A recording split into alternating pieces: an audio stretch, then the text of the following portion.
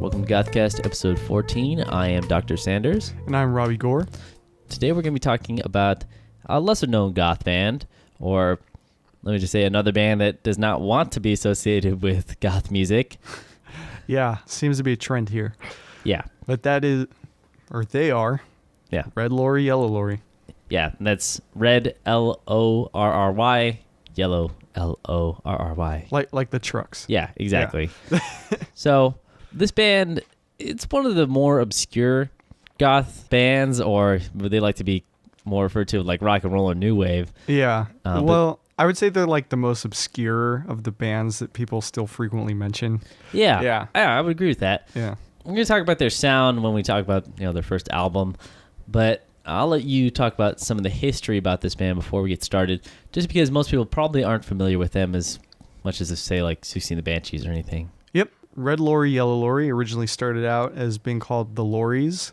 They had pretty much been touring and putting out some demo tapes, and eventually manager caught their eye and heard single and wanted them to get on the label, at which point they changed their name to Red Lorry, Yellow Lorry. Wasn't it the... I'm trying to think of who's the floor manager. No, I think it was a different band. So never mind. It was Dave Hall was the original manager. Okay. With the record label Red Rhino, and that's what the first record is released on. Yeah. Once they get on Red Rhino Records, they put out their debut album, which is Talk About the Weather. And because they already actually had kind of a big following with their single that had been released in the indie charts, when this album came out, it peaked on the indie charts. Yeah. Like, it was number 3 on New Musical Express indie rock album charts for several months, which indicated strong sales. And even though the LP only had 8 songs, there's been several cassettes and CD releases which have a lot more tracks than that. Yeah, no kidding. Like, what we're going to do is actually we're just going to talk about the original release of this album. Yep. Because, there actually is a release that has, I think, almost like double the tracks on it. So, like always, we usually do the original releases unless there's some specific reason for us not to. Yep. Let's talk about the weather. All right. Let's talk about it. Yeah, so it's 1985. And this is obviously a weird time for goth music. A lot of goth albums are coming out about this time because it had been out long enough for a lot of bands to be influenced by them and to make enough of a name for themselves to get record deals and to have time to record albums. It's kind of an interesting period. So there's a lot of bands that are either coming into their prime as a gothic band right now or just starting as a gothic band. Yeah, exactly. You have The Cure already done all of the gothic trilogy. You have Susie and the Banshees really honing their sound, and by this time even Hyena had been released, and you also have Bauhaus it's pretty much done at this point. They've done all the gothic material they're going to do at that point. So when you have it at this point, you do have a lot of bands that sound very similar to those bands or take a lot from those bands. Yes, because those bands were successful and they were very influential at the time in that country. And so, talk about the weather. When we discuss, especially this album, we're definitely going to reference other bands because it does borrow a lot from what the established sound was. It definitely does. And it does do its own thing, but the way I feel about this first album especially is it is kind of like an amalgamation of a lot of the stuff that we've already talked about. But it is. Yeah. It doesn't sit anywhere specifically within the goth niche. It kind of draws from different things. Yeah. And like we said, this band does not like being associated with gothic music. No, they definitely do not. They pretty much completely deny any association with the gothic scene. Yeah, but if you listen to this album or... Yeah, just listen to this album and tell me it's not a gothic album. Even look at the album cover. I know you shouldn't judge an album by its album cover. But like some of their later stuff I get. I'm like, okay, I'll call that not goth. Yeah, exactly. But this one, I see this posted by gothic fans of gothic subculture all the time. It's always referenced. Like YouTube bloggers all the time list their favorite goth bands. They always list Red Lorry, Yellow Lorry. It may be lower in the list, but people. It's definitely talked about. It's not as talked about as like the standards, but they're like the cool thing to listen to because they're less known. Yeah, exactly.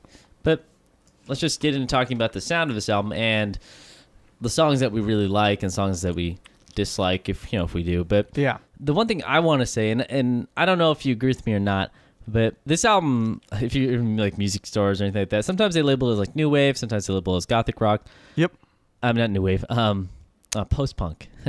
And I really feel a connection to this album to say like Joy Division's material. I could see where you're going with that, particularly with the vocals. But for me, I don't know. So this album feels much more industrial to me in its production quality. It almost has like this really mechanical beat to it, like all the songs do, and very machine-like. And so while I can see some perhaps influence from Joy Division with Ian Curtis's vocal style, the guitars for me don't particularly remind me of Joy Division just because they're not quite as melodic and they're more kind of soundscaped. Yeah. And you have the use of drum machines too, so...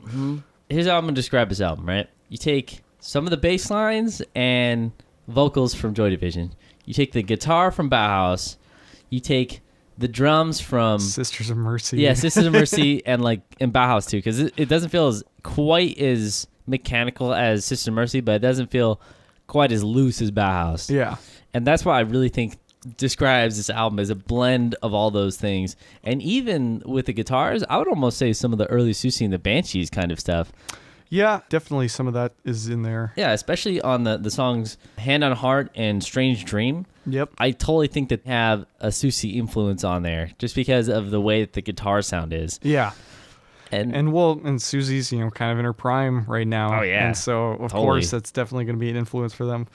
Yeah, it's hard to say with Red Lorry, Yellow Lorry, because this band has always been one that's been really hard for me to get into, to get deeply into their albums. Yeah. And I think one was that, it just sounds a lot like some of the other stuff that we've listened to that, was obviously more original because it was the first kind of thing to sound like that. Yeah. Or it masked its influences better. But the singer Chris Reed, I kind of struggle with his voice. Now...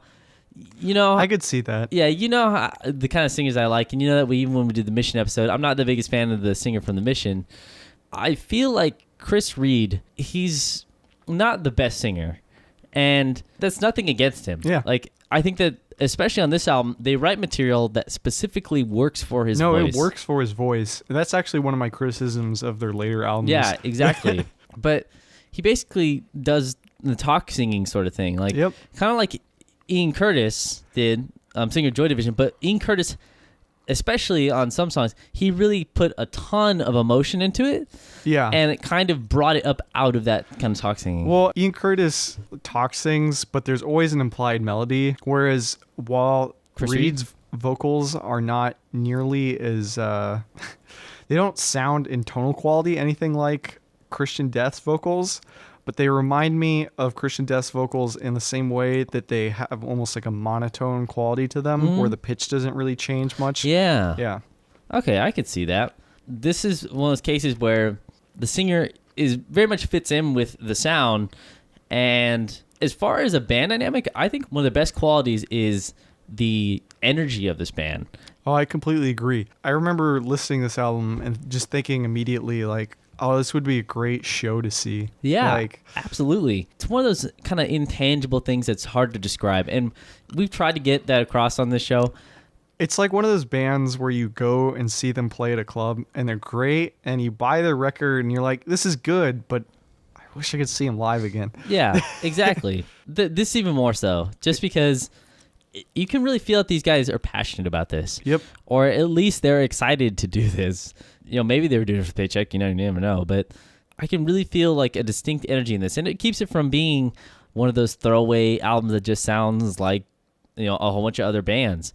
I do think that they try to put their own signatures on some songs.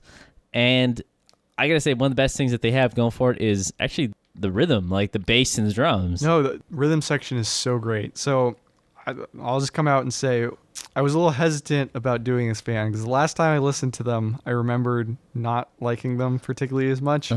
But re-listening to Talk About the Weather, I actually really got into this album in particular. Yeah. And what really drew me in really was the bass. And, the drums set up a space for the bass to work in because they're drum machines mostly. And they don't change too much. It's a mechanical beat that Yeah. just kind of repeats. But the bass really plays in with all the little patterns of the drums.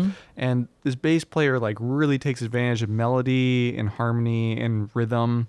And it's just so refreshing to see that. Yeah. Because oftentimes goth bands do push bass very forward in the mix, but often they kind of chug on one note that follows one chord, whereas their bass player really kind of moves around the fretboard a bit and really seems like he knows what he's doing. Yeah, well, I would say with most goth music, it ends up being either about the bass and the singer, or the singer and the guitar. Yeah, and then usually you have a very kind of repetitive drum beat. Yeah, and then just a very driving bass. But with this one, it definitely is the bass that's driving it. And the guitars, they're not bad. But yeah, like you said, it's much more of a soundscape kind of. It does. And for me, the guitars almost kind of function in the same way that the drums do, where like a lot of the guitar parts are, like da-da-da, da-da-da, like they play into the rhythm. Yeah. Very much so, where you don't have as much melodic content driven by the guitars. Yeah. Which is interesting because that forces the bass to be more of a melodic driver. Yeah. There are a few standout songs on this one, and by standout, I mean that they're different than the other ones, and they kind of have their own thing going for it. There are like a lot of minor chords on this one, and it's very minor key influence. Yeah, so if you're not into that, if you're looking for the definitive pop song on this one, you're not really going to find it. Oh, you're definitely not going to find it on this album. But it does have one song that definitely is different than all of that, and that's the song Happy, which has this like very much more like punk rock, almost like classic metal sort of sound on it. Like he's like really angry sounding on this song, and it doesn't sound like anything else on the album. Yeah, that's where I almost kind of started to see some more like draws to like some of the death rock bands that would come later on, is just because that song was so aggressive, and we don't really see them do that again, so I won't really consider them a pioneer of death rock. Yeah, but definitely harsher one for them. Yeah, I was like, whoa, this one, like, you get all the way through what, because like I said, there's a whole bunch of different releases of this album, but on the original release, this is the last song, so you get all the way through there, and Happy's then you're like, whoa, where did this come from? I also love that they call it Happy. I know, right? One thing, totally like every other goth band at this time, and we've commented on this multiple times, so we're repeating it, is really long intros for this band. Yeah. They love their playing into the soundscape of the song before the vocals come in. One thing I will also say is that while the lyrics are not super poetic, they're very wittily written. And totally. I really enjoyed the lyrics on this album in particular. Their singer really delivers them well, and I don't know, I just really like the lyrics for this album. Yeah. Most songs are like about 3 minutes. A lot of them, a couple of them are under. Yeah, I think the original release of the whole album, before they added a whole bunch more songs to it. The length is 27 minutes. Yeah, exactly. So it's a pretty short album. It's almost like EP standards. I think what's considered a full length album is like 29 minutes or something, or like a half hour. I think part of that too is because they release, or were like used to releasing like EPs and cassettes and stuff prior to this, and this is their like first album that they put out, and they are kind of almost still, I feel like, kind of an EP gear. Yeah. Especially because they had gotten so much success from those EPs, and we'll see when they switch to like more album format, they're not nearly as successful. Yeah. So I think it's a pretty good album, and I think if you are kind of drowned out on the whole like listening to 17 Seconds, pornography, Hyena, Juju, all the all like the mainstays of gothic rock and post-punk, I would say this is a good alternative to some of those things, just if you're kind of burnt out on some of them. Yeah. I think this actually is a really strong album. Oh, I think this is a very strong album. I'm not a huge fan of Red Lorry, Yellow Lorry's like expansive career. I say expansive. Oh, okay. Yeah. Because, we'll see. Yeah, exactly. But their debut album, I think, functioned really well. It really showed what the band could do and really portrayed how this band would play live. Because I have to say, one thing it really kind of reminds me of, at least in terms of mixing, is kind of In the Flat Field. Kinda. I think that this one has much more of a snap to it. It's much more like a studio album in that... It does, but it captures that energy and almost kind of a live feeling in the same way that In the Flat Field did. Okay, I can see that. Everything's not EQ'd the same, but I just feel like, I don't know, where everything kind of sits in the mix kind of reminds me of In the Flat Field. Okay, I could see that. So yeah, I recommend this one. Yeah, I do too. Yes, this is normally our Goth News segment, but we thought that we would do something a little different this time, and it's because the holidays are coming up. Yeah, so it's early enough in the month that there's still some time for you guys to go out and buy some presents. And so we thought we might mention some things that, might be of interest to you. Yeah, so I know it's a little bit strange because most people don't think of goths as celebrating really much besides Halloween. Yeah. But just in case, you're wondering what to get your significant other or, the person who drinks your blood every night. Yeah. We thought this might be a good idea. And so one of the things I want to start off with right off the bat is actually there's a lot of really good Gothic books out there. Mm-hmm. And not just talking about, things like Dracula or Jane Eyre or anything. There's The Art of Gothic that came out. Yep. I think that was last year or 2 years ago. But it actually is a very good visual guide to goth and it has a lot of good information in there. It does cover things like My Chemical Romance and the kind of emo stuff section of it. Yeah. So just be aware of that. But there's also the book Somewhere Leather, Somewhere Lace, which is a book that I actually highly recommend to people. I personally own it, and I think we even posted a picture of it to our Instagram. But that's a great book for someone who's really fascinated by the Gothic music scene and wants to learn about how Gothic fashion and music developed over time, and how it kind of originated and progressed, and where we would get the terms goth and how that would all kind of fit together. It's a very good source for that sort of material, and it has an awesome collection of photographs that I don't think I've ever seen anywhere before. Yeah. And then one I have to recommend because I'm constantly reading this one and I love it. It's literally called The Vampire Book.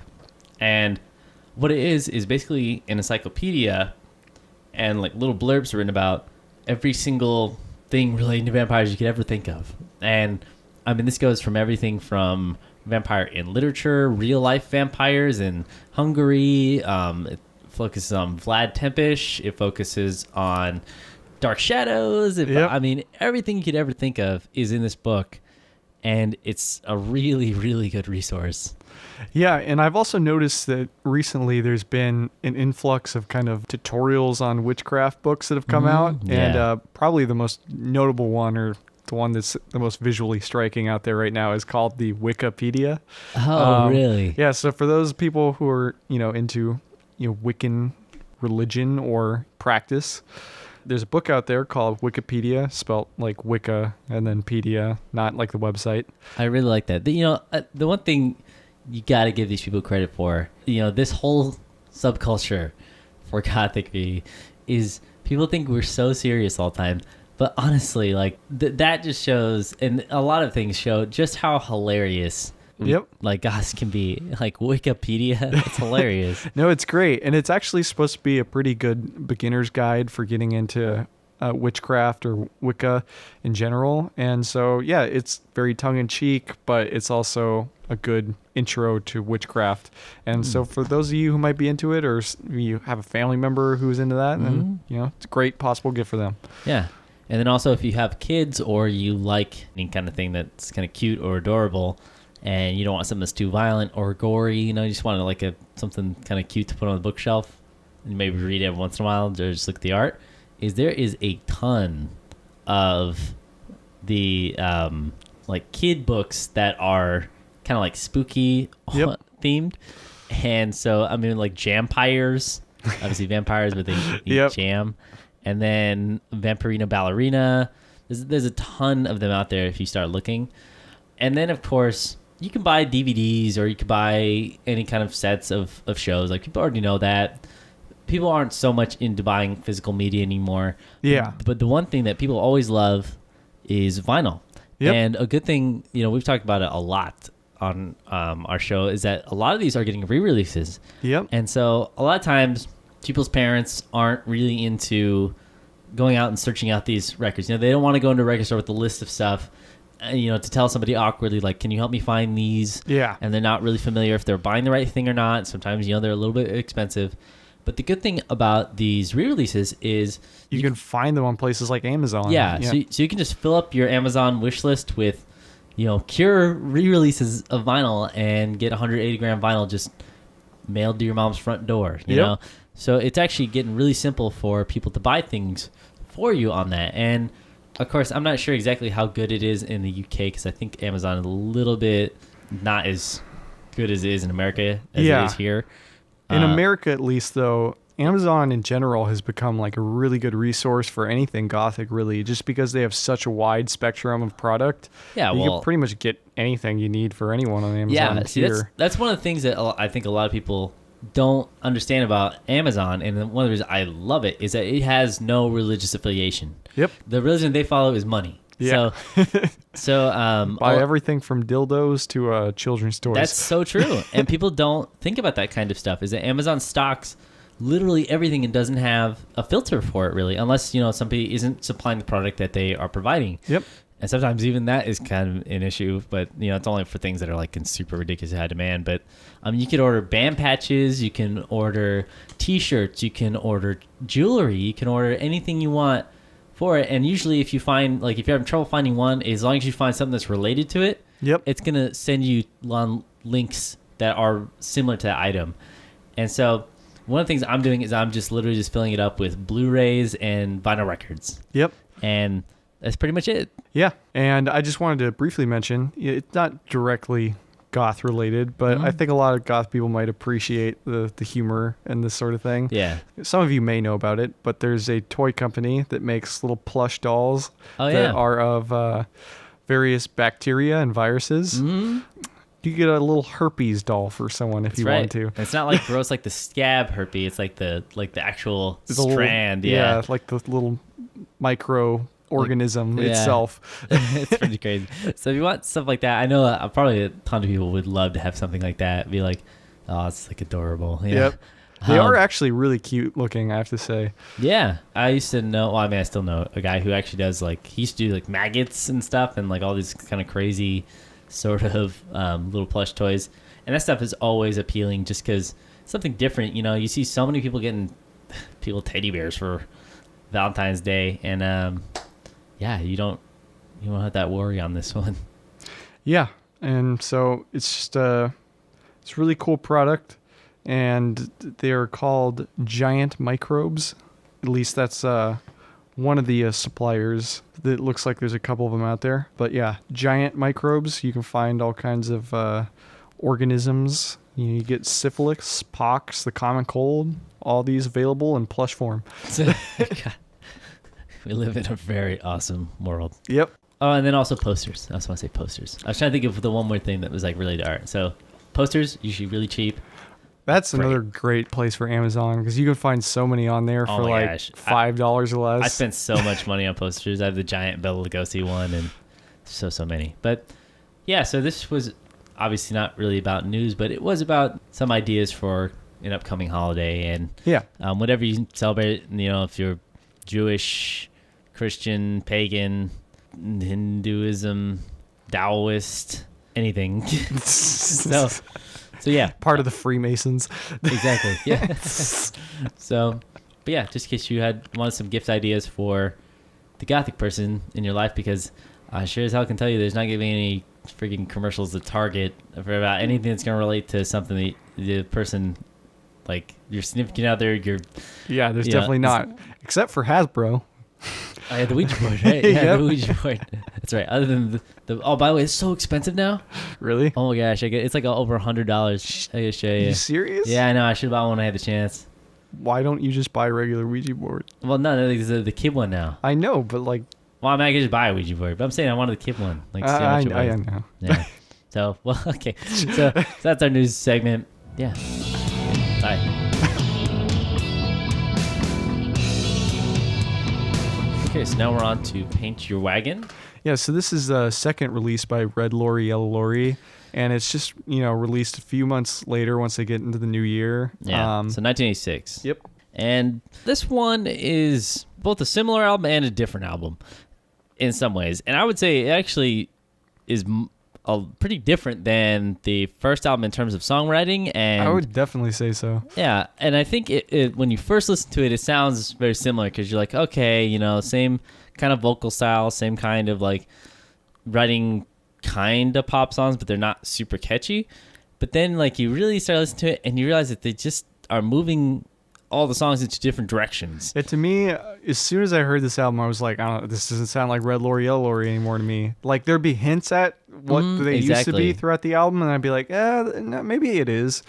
But then they play another song, and I'm like, this doesn't sound like them. Exactly, and that's why I think it is and it isn't, because some songs like Tear Me Up definitely I think has that sort of sound, and also Save My Soul to some extent. Yeah. But then you also have like even the opener for this album. So Walking on Your Hands sounds nothing like the last album. Yeah, it's just it's way catchier. Like it's way more like hook based. It is. And okay, Walking on Your Hands definitely reminds me more, going back to the whole Ian Curtis reference of Joy Division. Oh yeah, I totally think so. Especially the way that song's mixed and how the vocals are pushed in the mix.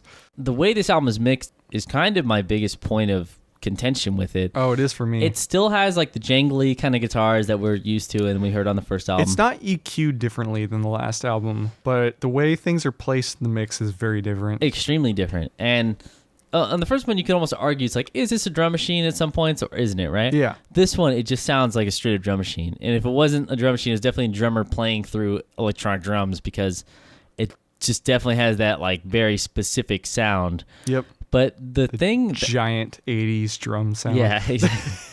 But the one thing I don't like on this album is the amount of reverb on everything is really distracting for me. It is distracting. And another point of contention with me for the mixing is that, so there's a lot more presence in the guitars for this album. They're doing a lot more melodically. They play a lot more into the role of the song structure and the chordal structure of the songs. Yeah. But they're taken way further down in the mix for this album. Yeah, that's really true. And so is the bass. Like, I feel like the driving thing in this are the drums through almost every song. The drums are higher than the vocals, surprisingly. I think so. And then vocals come next. And so it's weird to have songs that are driven by drums and vocals. And for a band who had such a strong bass player, like, why take him down in the mix? I don't know. It's really, really weird. It just seems like there's just a lot of things that were tweaked from the first one that just really hurt this one. And there's 2 instrumentals on here. Yeah. And so we have Mescal Dance and we have Blitz. Mescal Dance is bizarre to me because it really just sounds like a song without vocals. Like, it sounds like they recorded a song and just forgot to put the vocals on it. Yeah. They even do it with, if you're into music or anything, you know, like the 4/4 time. Yep. And so when they get to a certain number of bars, it seems like where the vocals should come in, they even change the part to something that seems like it's really easy to sing over. Yep. But then there's no vocals. So it seems just really unnecessary to just have that be an instrumental. No, I completely agree. And Blitz, I mean, obviously it doesn't need to be on the album, but it does feel more like an instrumental per se. Yeah. And it totally breaks one of my rules, and I've always said that it's really easy to do this, and that's why I don't think a lot of bands should do it. Yep. Is where the instrumental is the longest song on the album. Even I've done that with a band where our longest song on an album was the instrumental, and I just think that that's way too easy to do, and you see bands do it all the time. If you're going to do that, like, you really have to be monsters of players. Exactly. Yeah, this isn't the kind of band where you're like, yeah, you know, their guitar chops are pretty amazing. Yeah. You like, know?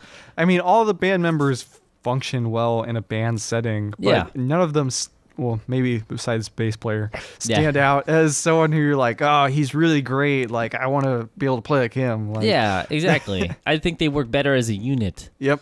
It is kind of that one of those bands, not to discredit them, you know, like we said, but yeah, I just think they work better together. But then the songs I have the biggest issue with, in terms of the way that they're mixed and the vocals and everything, I think it's going to be Jip and Last Train. For me, I really like the song Jip. Yeah. In fact, it actually has like almost like a kind of early industrial sort of sound, and I really like that. I really like Jip a lot in terms of song structure and like almost sounds like they're even used like a song bite or something in there, which is obviously what a ton of industrial bands do. So for me, Jip, granted I didn't like the way it was mixed and a lot of other things about it, it felt like a good evolution for the last album. Yeah. Like I could see them going in that direction. Yeah, but then some of the weirdest songs on here is you're gonna have "Shout at the Sky" and "Which Side," which have this like surfer kind of like garage rock influence. I don't know. The drums very different than the rest of the drums on the album. They have that less gated sound to them. Yeah. So they sound more like a real drum set. Mm-hmm. But it sounds like a surf drum set. Yeah. And the guitars are super covered in reverb, so obviously it makes them sound more surfy or garage rocky. And not necessarily those songs are awful just because of that. I just think that they just aren't very memorable, unfortunately. No, yeah. It's not the songs that are bad. When I was listening to them, I'm like, why would you release this? Like, why would you, Red Lorry, Yellow Lorry, release these songs? Yeah, exactly. And like I said, there's some good stuff on here. In fact, Tear Me Up and Save My Soul, those are actually really good songs. I really like them. And in fact, even the opening one, Walking on Your Hands. Although I don't like the way that one's particularly mixed, it's a good song. Yeah, exactly. Like, I think there's some good material on here. And it would be fine if a lot of stuff was kind of in that same vein. Because even those songs are good evolutions from what they were doing before. And like Jip also works too. So if they'd done an album that was more like that, but it seems like this one is a little bit all over the place in terms of sound and what they were kind of wanting to do with the guitars and the drums, and obviously the mixing is like way off. It really lacks consistency for me, and so I have a hard time backing this as a second release. To me, this feels a little more like sophomore slump to me, just because this is so all over the place that it reminds me of a lot of other bands' first albums before they really define their sound. Yeah, but they came from having a really defined sound with Talk About the Weather and come to Paint Your Wagon, and all of a sudden they're all over the place and have no consistency of sound or image or anything really. Yeah. Oh, then one thing I want to talk about is the album cover for this is, I think, is really bad. Yeah, so the last album cover, it just looks like a goth album cover. Looks like it could be like an Instagram photo today or something. Just like a grainy. But I don't know what this is, and I will say, as much as I love The Mission, they are not known for good album covers. I have to say, I think this is worse than any Mission cover I've ever seen. It's a wagon wheel. Like, that's it. It's just like a wagon wheel, and it's really bad. Yeah. And the color scheme. Orange and red. Yeah, it was noticeable enough to where I was just like, wow, this is like bad enough to mention. Yeah. So, like we say all the time, you don't necessarily have to have a good album cover. So why is this album called Paint Your Wagon? I want to know. I don't know. I have no idea. I don't see any reference to that in the lyrics. Well, they talk about trains. Okay. The Mission is actually a very good example of like a band that has not very good art, but extremely good music. Yeah. This is like one of those examples of the first album has really good image and really great music. Yep. Second album has like really bad art and okay music. Yeah. So it's really, I just had to mention that. So I have to agree with you. And I just wanted to briefly mention, just because a lot of these albums get re-released later with a lot more songs on them. Because again, this is another 27-minute album. Yeah. So when I was, doing my research for the podcast, I listened to a couple of the re-releases, and I noticed that one of them had a song on it called More Jip and sounded exactly like Jip Part 2 and featured many of the same lyrics. And I was like, why would you ever release that to the public? I don't know. Like, it reminded me of Marvin Gaye's Let's Get It On album, where halfway into the record, there's a second song called Keep Getting It On, which is just a reprise of Let's Get It On. Yep. And then also that reminds me of when they did The Cure did the album The Cure. And the bonus tracks were instrumentals of the songs that were on the album, but they called them different things. I saw a review of the album when it was released where this guy was mad. Yep. He's like, how come Japan gets 4 more songs? Because he thought they were brand new songs, but there's instrumentals of songs that are already on the album. Yeah, that was reminding me of that. But yeah, so Paint Your Wagon, it's still a good album in some ways. Definitely not as highly recommended as Talk About the Weather. No, it doesn't make my top lists for any Gothic material, unfortunately. No, it doesn't. So if you loved Talk About the Weather, like say, you're a big fan of that album, this one will probably actually like satiate that need for more music. For me, it's honestly a little bit forgettable just in terms of its sound and everything. I don't know, it's hard because talk about the weather, even if it was referencing a lot of other bands and a lot of things that we had already were familiar with by this time, Paint Your Wagon just tries something new to add something new to it. Yeah. It just doesn't work as well. No, I agree. I don't see, for Talk About the Weather, the draw of influence from other bands as being a point of contention with that album because I think they pull it off very well. Yeah. And this album, unfortunately, does not pull off originality very well. Yeah.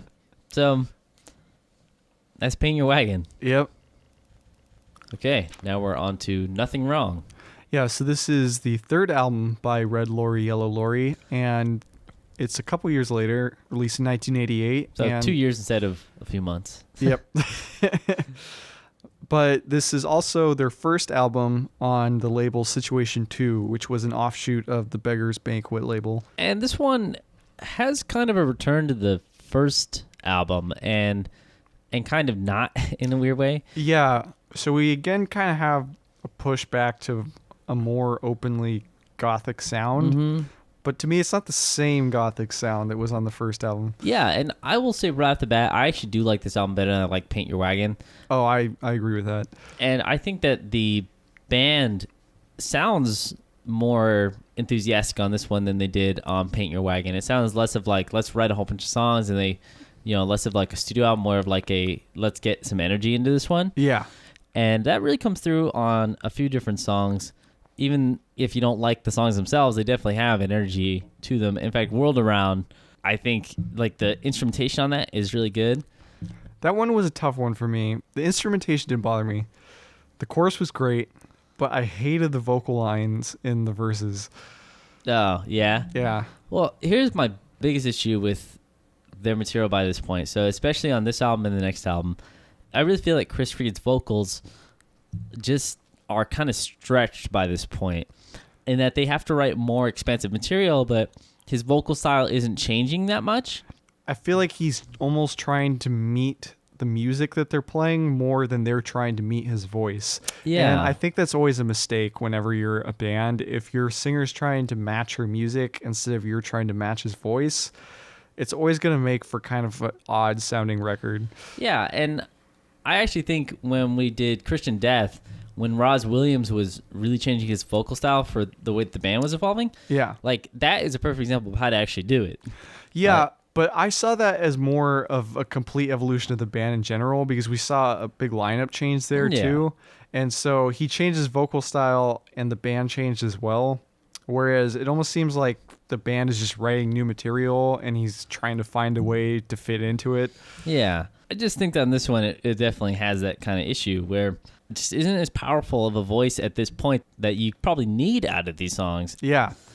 Like I could see a lot of these songs benefiting more from a singer like Dave Vanian, at least, like in the gothic years and stuff like that. Yeah. There's someone with a little more baritone quality who actually like sings more melodiously. Yeah. Gosh, like the talk singing thing. Yeah. It works really well for the first two albums. Like it kind of fits, but this one is where it just starts to pull away from it. And it's really noticeable because in World Around, when it says world around, it's like, it sounds like a world around. Like it's just begging for somebody to be like, just bellowing that out. And like, you can feel the passion in the instrumentation, but you don't feel the passion in the vocals. Yeah. So you have these instruments that really like build up dynamic and pressure, and they really cry out for a vocalist to just kind of operatically, just sing. But Reed's is just not that singer. Like, yeah, that's really my biggest issue with this album. Other than that, I think that the songwriting is a lot better. But let's just talk about some of the songs. I just had to get that out of the point because that is absolutely my biggest point of contention with this one. Yeah. So I do like the kind of super 80s sound that we get on some of these songs. Yeah. Like Nothing Wrong. That's actually probably one of my favorite songs by them, bar none. On this album, they start getting into material that's more, it reminds me of kind of like 80s Cure goth kind of material. Yeah. Yeah, or at least that sort of like, where if you heard it, you'd be like, that's from the 80s. Yep. Whereas it's almost weird. Talk about the weather, even though it is reminiscent of a lot of those bands. almost because music has come around so much. Yep. A lot of those elements, you're like, that could be a modern album. Whereas Nothing Wrong, you're probably not going to mistake that for something that came out even in the last 15 or 20 years. Yeah. But I do definitely like that kind of super 80s sound on Nothing Wrong. And then also on The Rise has a super 80s sound. But again, like that's one of my favorite songs on the album. In fact, the two songs I like the most on this one are probably the most dated ones, but they're really, really catchy. Like, yeah. No, I would definitely agree with that. Even Hard Away, which is, again, it's hard to pick between Nothing Wrong, The Rise, and Hard Away as my, which one's my favorite song. Hard Away is pretty close.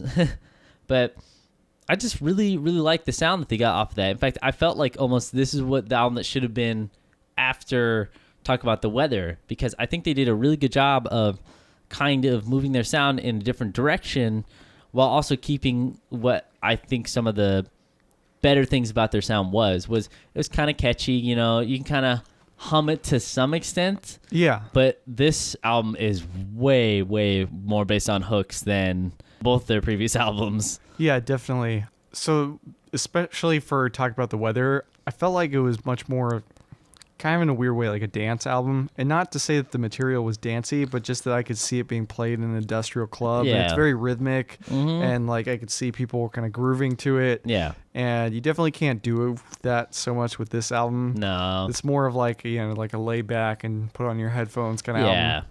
I don't think there's anything wrong. Actually, there's nothing wrong with that. But No, there isn't. But yeah, it's just different. It is frustrating because by this point, you do have a return of some of the things that were actually really good about the first album. Yep. Like Only Dreaming, you have that chugging bass line right in the opening.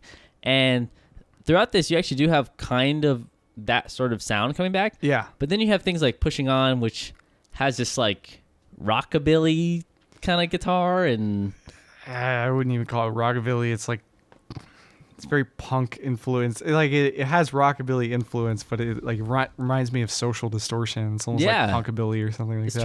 It's true.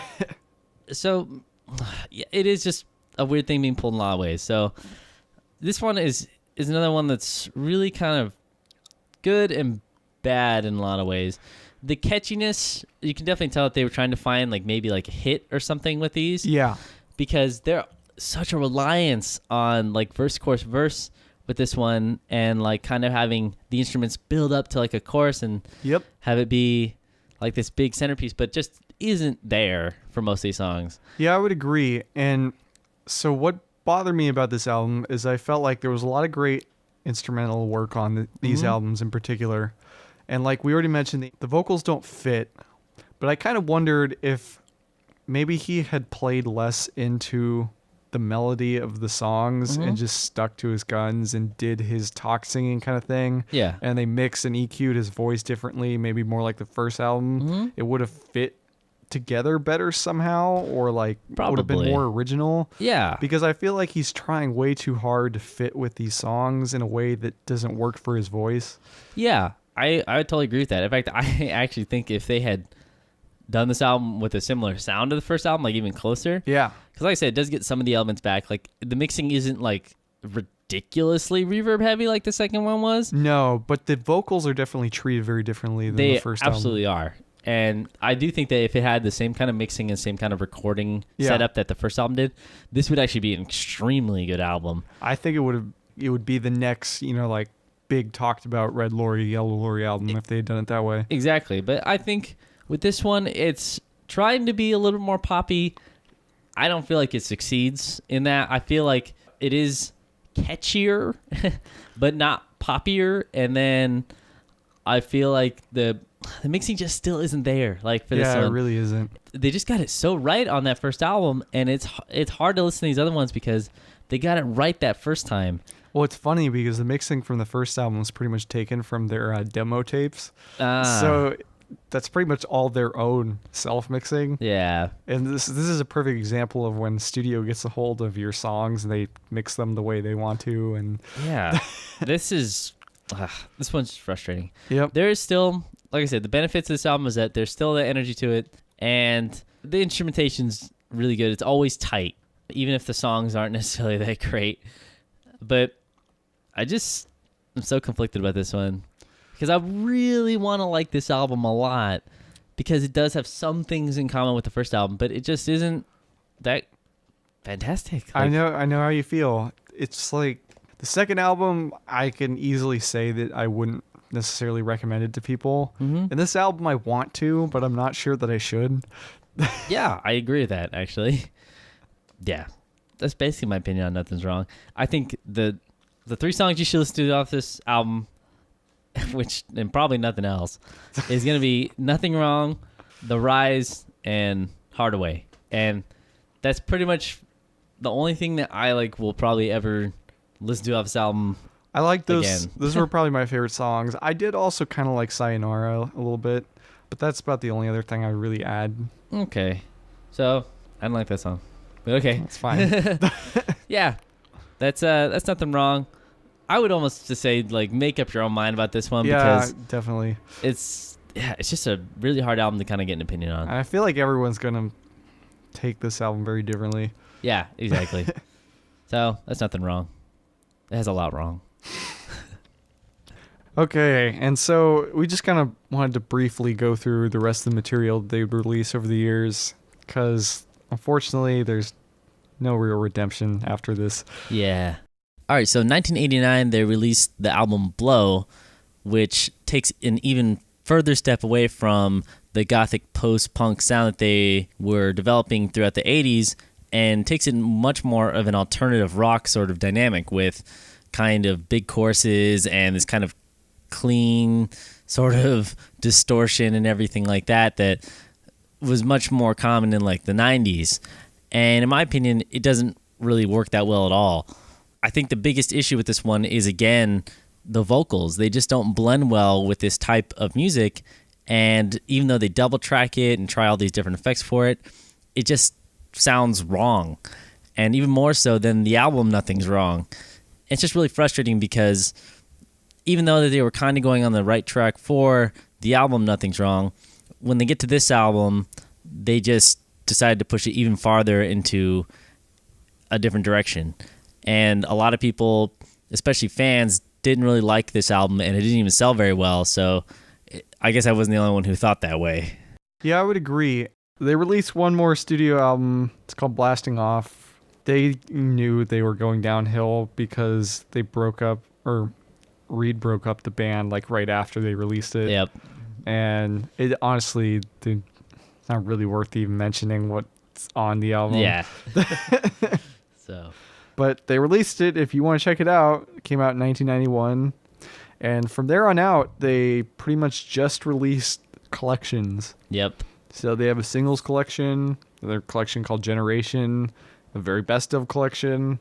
They have a compilation of Nothing Wrong and Blow. They have See the Fire, which is a compilation of Talk About the Weather and Paint Your Wagon, and some singles from 1982 to 1987, and a couple of unreleased BBC session tracks. Yeah, that's kind of the way that Red Lorry, Yellow Lorry ends. I mean, they've been touring on and off for the last few years. They have. They're active as a touring band. Yeah.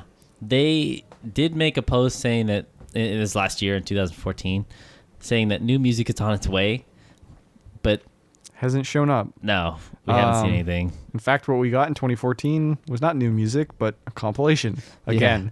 Yeah. So yeah, it's just, yeah, that's the way Red Lorry, Yellow Lorry ends. And it's kind of a bummer. A band that had a lot of promise. Yeah, a band that a lot had of potential. Yeah, they could have been probably, if they had just stuck with the sound of the first album, honestly, it would probably be a ton of people talking about them still They today. would be massively more famous and successful. Yeah. Because Talk About the Weather is pretty much the only album anybody really talks about. Yeah, exactly. Ironically. Yeah. So, yeah, that's Red Lorry, Yellow Lorry, and this has been Gothcast episode 14, and I am Dr. Sanders. I'm Robbie Gore. And let's plug all of our things that we do every single episode. Yep. So, really quickly, we got an Instagram. I'm sure all you guys have that, or a lot of you do. Yep. It's just Gothcast. We got a Facebook for those of you who are still hanging out on there. We do too. It's called Gothcast. We have a YouTube channel, Gothcast Space Video, because there's nothing like putting a space in the title or something. I know, it's kind of cool you could do that on YouTube, Yep. actually. I like that. You can find us on iTunes, so it'd be awesome if you guys would subscribe through there, just because it's a good medium to keep track of things. And, Yeah. Or don't, I don't use iTunes that A lot much. of people, we've been noticing a lot of people moving away from iTunes. They just subscribe to a feed, actually. It's kind of crazy. Yeah, well, I could see why. I mean, I personally prefer third-party podcast applications most of the time. Exactly. And we also have a website, gothcastradio.com, and that's where we host all of our episodes and our videos and our fashion posts that we do weekly. Mm-hmm. And so if you guys want to check out any of that content, just go ahead and head over to gothcastradio.com. And if you can, please subscribe. And any kind of comments, feedback would be helpful. Request, we take it all. And we got an email account, gothcastradio@gmail.com. All right, and that's it. Yep. All right, stay spooky.